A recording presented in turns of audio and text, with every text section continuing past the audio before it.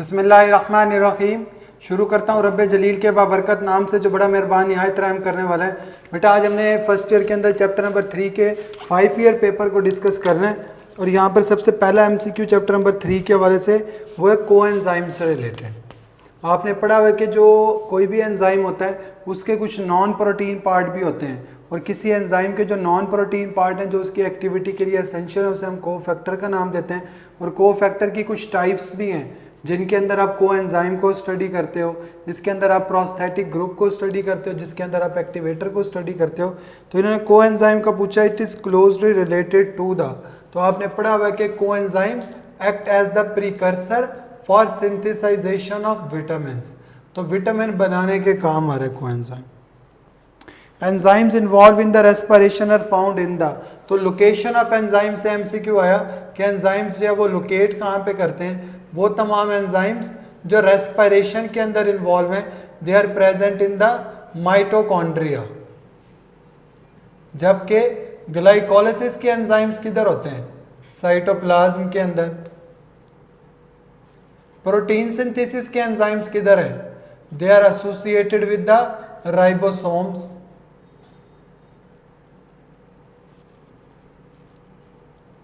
तो ये हमारे पास जो है कुछ एंजाइम्स है, इसके अलावा और बड़े एंजाइम्स आपने पढ़ रखे हैं।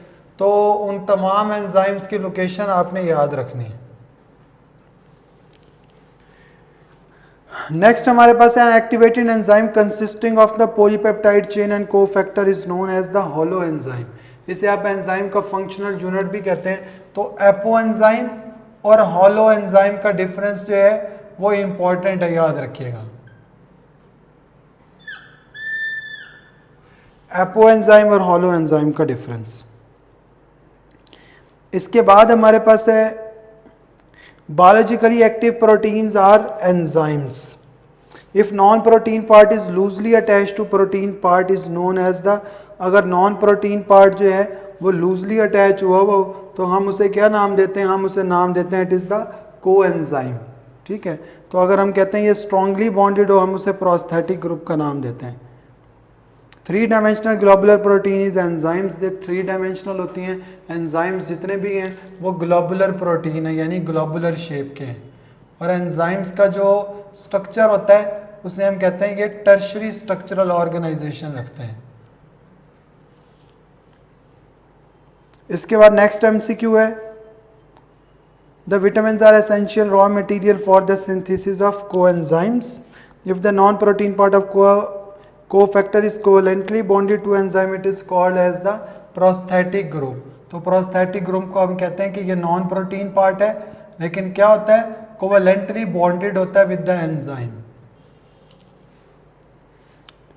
N enzyme with its coenzyme और prosthetic group removed is designated as. तो उसे हम क्या नाम देते हैं, उसे आप एपो एंजाइम का नाम देते हो, जिसका कोएंजाइम या प्रोस्थेटिक ग्रुप जो है आप रिमूव करवा दें, that is called as the apo enzyme. और जो एपो एंजाइम होता है ये इनएक्टिवेटेड एंजाइम होता है। इसके बाद नेक्स्ट हमारे पास है the detachable cofactor of an enzyme is known as the activator. ये डिटैचेबल होता है और ज़्यादातर जो है ये मेटल आइंस पर मुश्तमिल होता है, जैसे कि कॉपर है, जैसे कि जिंक है। Enzymes lower down characteristics of enzyme से एमसीक्यू आया हुआ है lower down the energy of activation. यानी कि कोई भी हमारे पास एक एंजाइम है वो किसी भी रिएक्शन को एक्सेलरेट करवा रहा है तो वो क्या करेगा, एक्टिवेशन एनर्जी को लोअर कर देगा। एक्टिवेशन एनर्जी वो एक मिनिमम एनर्जी होती है जो किसी भी रिएक्शन को इनिशिएट करने के लिए चाहिए होती है। मैकेनिज्म ऑफ एंजाइम एक्शन से कुछ एमसीक्यूज हैं। Induce fit model enzyme action was proposed by the. तो आपने पढ़ा हुआ है मैकेनिज्म ऑफ एक्शन के हवाले से 2 मॉडल्स हैं, एक लॉक एंड की मॉडल और दूसरा induce fit model.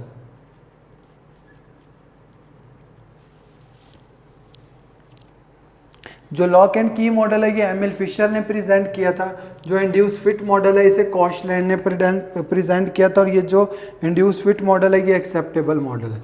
According to lock and key model the active site is a rigid structure, यानी कि इसके अंदर जो है वो फर्दर मॉडिफिकेशन नहीं हो सकती, ये एक रिजिड स्ट्रक्चर है, नॉन मॉडिफाइएबल है।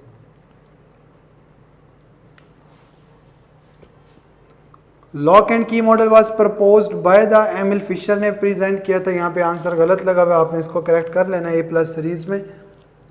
The catalytic activity of an enzyme is restricted to its small portion, और उस स्मॉल पोर्शन को आप क्या नाम देते हैं? एक्टिव साइट का नाम देते हैं। और ये जो एक्टिव साइट होती है किसी भी एंजाइम की, ये सिर्फ कुछ अमीनो एसिड पर मुश्तमिल होती है। इसके अंदर फर्दर 2 रीजन होते हैं, एक को आप बाइंडिंग रीजन का नाम देते हैं और एक को आप कैटालिटिक रीजन का नाम देते हैं। बाइंडिंग रीजन का काम क्या होता है? It is involve in the recognition of substrate and allows the substrate to bind with the enzymes and involve in the formation of enzyme substrate complex. Catalytic site का काम क्या होता है? It is involve in the catalysis, it is involve in the formation of enzyme substrate complex into the products and release of the enzyme. उसके बाद inhibitors में से कुछ एमसीक्यूज हैं। Reversible inhibitor form the weak linkage with the enzymes. Inhibitors जो होते हैं ये कुछ ऐसी सब्सटेंसेस होती हैं जो in place of the substrate की जगह पे ये एंजाइम्स के साथ जो है वो बाइंड कर जाते हैं। उनमें से कुछ ऐसे होते हैं जो वीकली बाइंड करते हैं, उन्हें हम रिवर्सिबल इनहिबिटर्स का नाम देते हैं। जो स्ट्रांगली या कोवेलेंटली बॉन्डेड होते हैं उन्हें हम क्या नाम देते हैं? उन्हें हम इरिवर्सिबल इनहिबिटर्स का। Poisons like cyanides, antibiotics, antimetabolites and some drugs are examples of inhibitors. Competitive inhibitor of succinic acid is the malonic acid.